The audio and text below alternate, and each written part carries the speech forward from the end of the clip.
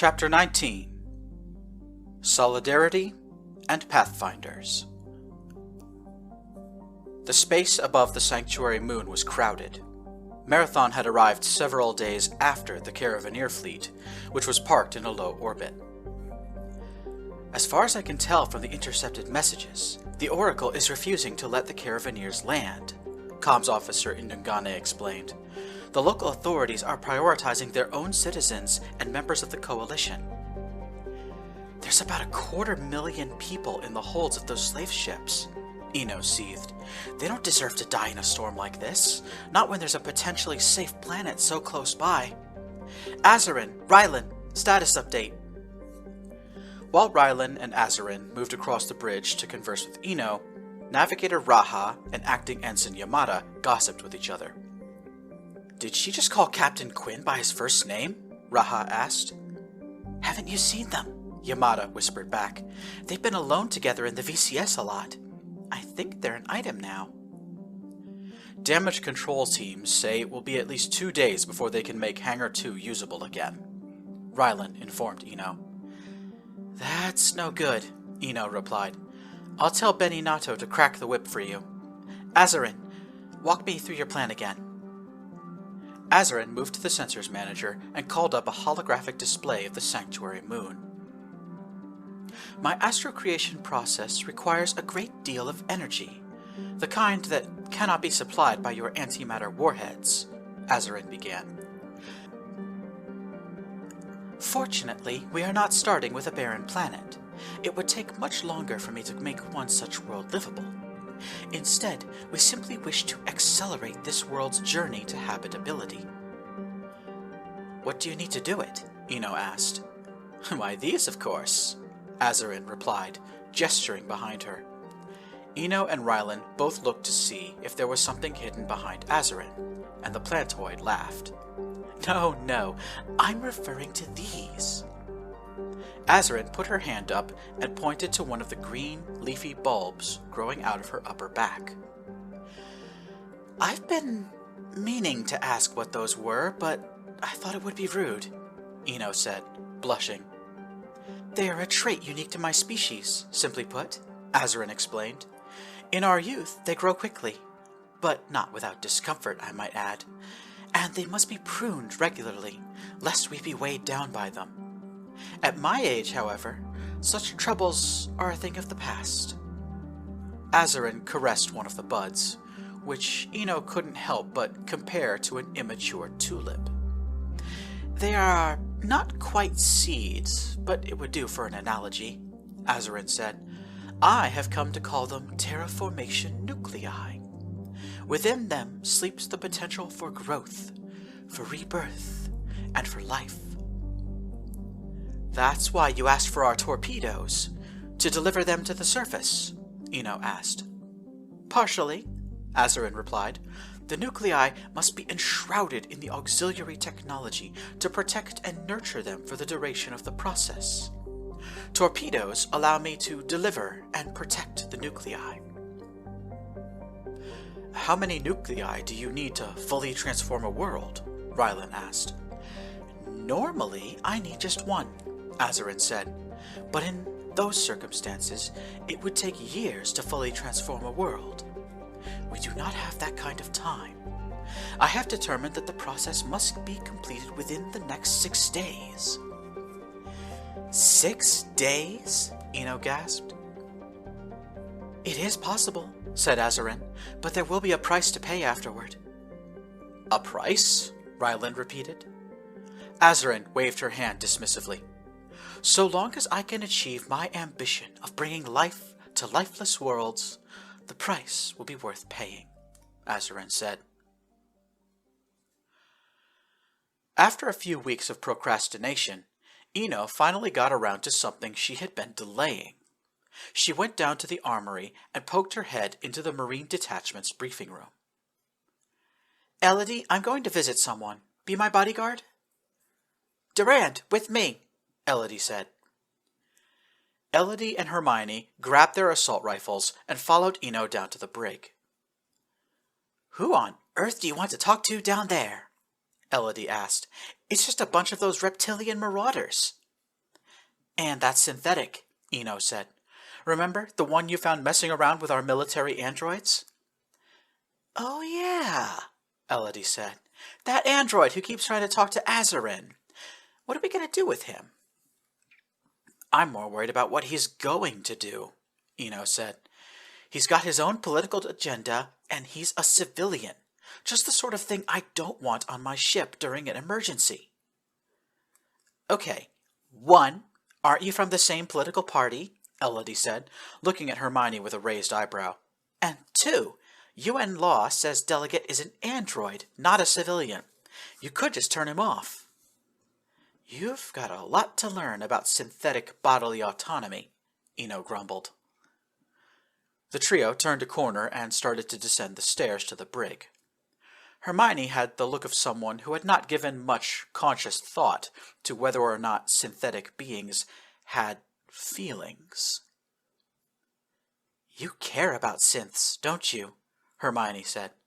Like, you really care. My time in college changed the way I think about them, Ino said. A pleasant memory resurfaced in the back of her mind. Made friends with a few synths. Even got close to one.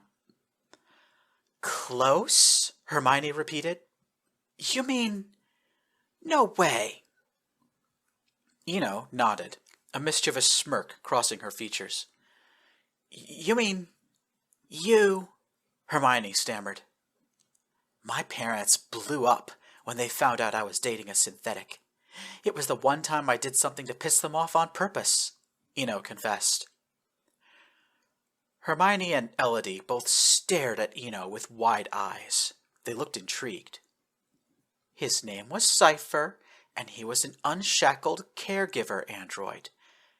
And he was fully functional, Ino concluded, drawing out the last 2 words when she saw the scandalized expression on Hermione's face. That explains so much, Hermione said. So what about that rumor about you and Axiom's voice? True, Ino said, a little reluctantly. What? It's a hot voice. Elodie had recovered from the shock and looked as though she was struck by an idea. What if we put Axiom into one of the military androids? You know, the ones we've got in the armory. Then you could go out with him. Nah, Ino replied. I've got a really good feeling about Rylan, especially after our last date 2 nights ago. Rylan, Hermione gasped. I knew it, and I won the bet. A shook owes me 10 credits. Down in the brig, Delegate was pacing back and forth in his cell when Ino, Elodie, and Hermione found him. I'm sorry for taking so long to get down here to see you, Ino said, but I haven't forgotten that you wanted to talk to me. Delegate moved closer to the cell door, speaking to Ino through the little window. You emancipated the ship's combat computer, he said. Ino hesitated. She had mentally prepared for a complaint about non-consensual deactivation. Now she had to change tracks. I did, Ino replied. It was an emergency. We would have lost the ship if we lost Axiom. There are 90 synthetics still enslaved on your ship. What will happen to them? Delegate asked. Elodie barged into the conversation. Those are military androids, property of the UN Marine Corps. They did not volunteer for service aboard this ship, Delegate responded. Axiom was given the choice, and he continues to serve of his own free will. That is how it should be. Ino sighed. Look, Delegate, I'm personally inclined to agree with you, but the fact of the matter is that we're facing an existential threat. I am not the president of Earth, and I don't have the power to make the changes we both want. Right now, I need to focus on saving all of our lives, and I need your assurance that we are not going to cause any problems.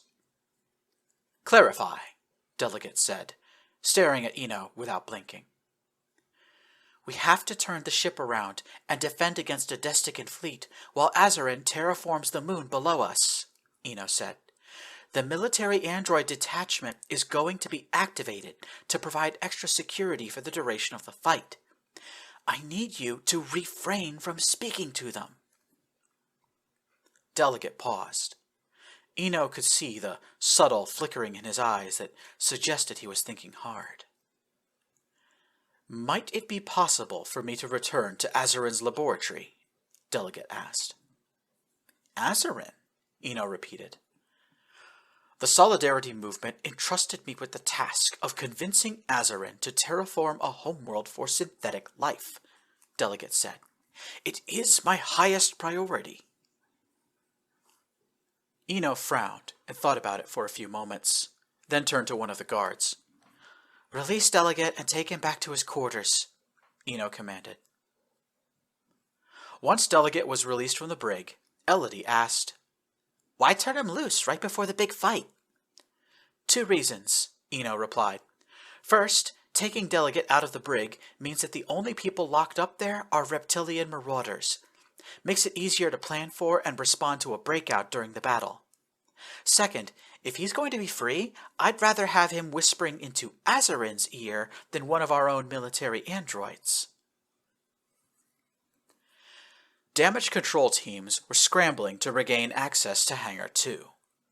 Sota had left the bridge to lend a hand, leaving Ino to run the ship alone.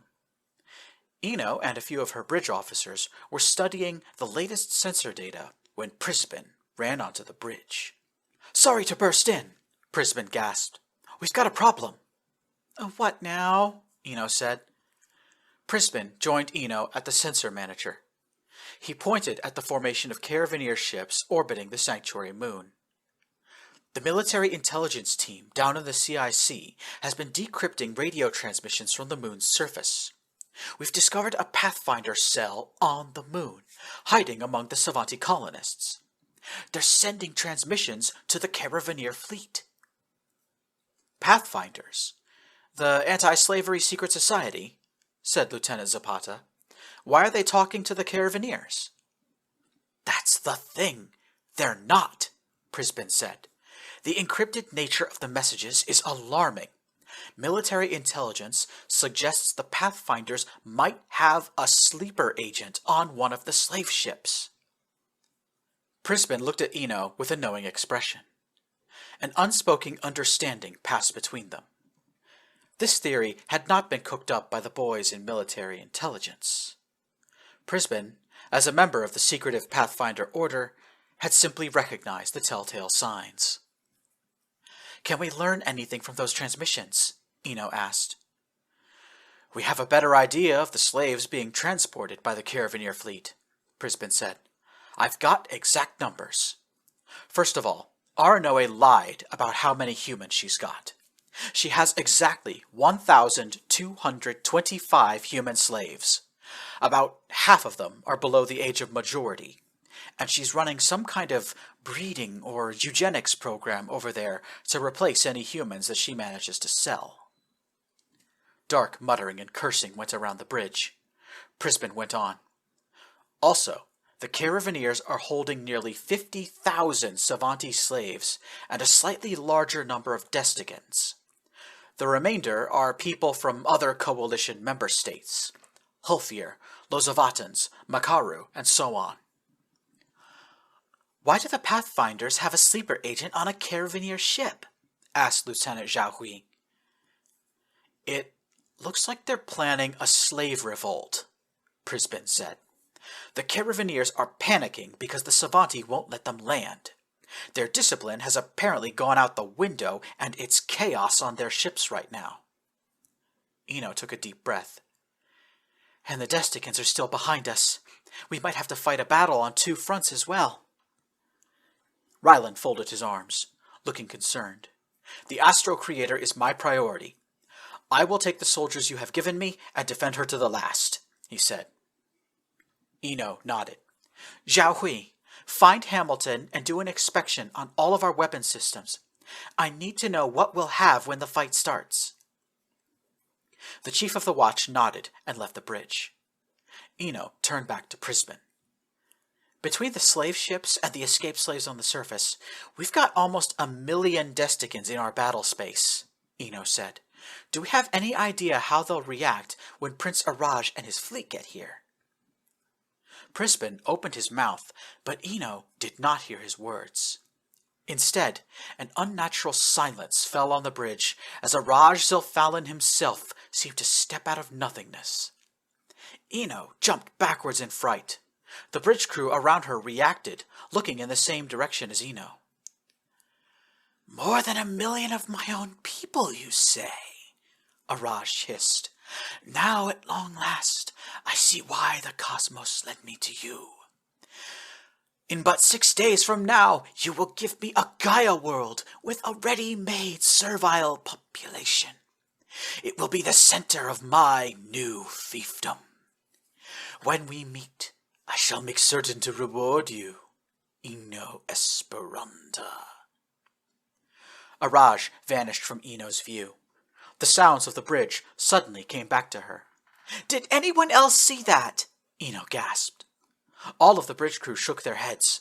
Prisbin and Acting Ensign Yamada raised their eyebrows. "Was it a Destican?" Yamada asked. Ino nodded. "They must have a shaman close by," Yamada said. "I've heard their telepathic powers are limited by the speed of light, so he's got to be in the same system as us." "Rumors and hearsay," said Lieutenant Zapata. "No one's ever proven their clergy can do stuff like that." "Exactly," Ino said, and then she instinctively added, "The Coalition Science Directorate has determined that telepathy is impossible." Preparations for the coming battle were well underway aboard the Marathon. Last-second maintenance and upgrades were being run everywhere while weapons crews tested their systems. Down in Hangar 1, Ino, Sota, and Elodie watched as a team of starfighter pilots moved their ships into launch position. "Without the Su-77s, we'll have to rely on these things," said Ukrainian pilot Pavlo Ivashchenko. "These are MiG-95 starfighters from Russia." He slapped the fuselage of the fighter craft. "Are you confident these things can fend off the Desticans?" Ino asked. "No, ma'am," Pavlo replied. "Every pilot in the Coalition knows that the MiG-95 is a lemon." "We've had lots of problems with this fighter," said another pilot. "The Russians bought the cheapest radar-absorbent materials possible, so this thing has a radar cross-section the size of a house." "The pylons are configured to only work with Russian Beryuza missiles," Pavlo complained, "and we've already established that those things are duds." "We have other types of space superiority missiles in stock," Sota said. "How long would it take to reconfigure the pylons?" At that moment, Prisbin pulled Ino aside. "I have a security concern," Prisbin said. "I think the Desticans have a way to listen into our conversations." "Any idea how they're doing it?" Ino asked, hoping that Prisbin could explain Araj's appearances aboard Marathon. Prisbin shook his head. "Until I figure out how they're doing it, we need to mitigate," Prisbin said. "I strongly recommend that the bridge crew start conducting their operations in multiple languages." "Multiple languages," Ino repeated. "Yes," Prisbin said.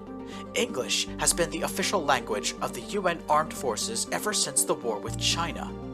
Most aliens know we have a multilingual society, but very few bother to learn anything other than English.